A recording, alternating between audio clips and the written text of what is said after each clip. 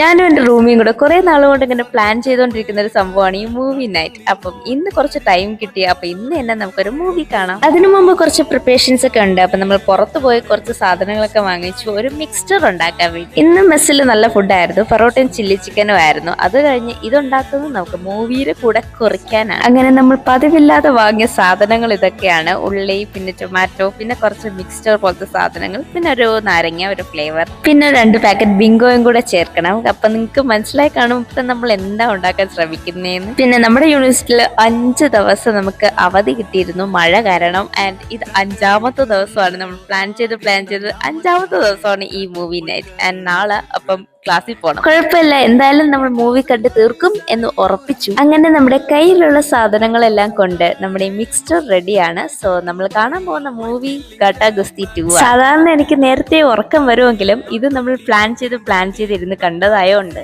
എനിക്ക് ഉറക്കം വന്നില്ല. അതുകൊണ്ട് നമ്മൾ ഫുൾ മൂവിയും കണ്ടു തീർത്തു. ആൻഡ് അതിന്റെ കൂടെ നമ്മുടെ ഫുഡ് അടിപൊളിയാണ്. സോ ഇത്രേ ഉള്ളൂ. അടുത്ത വീഡിയോ കാണാം. അതുവരെ ബൈ.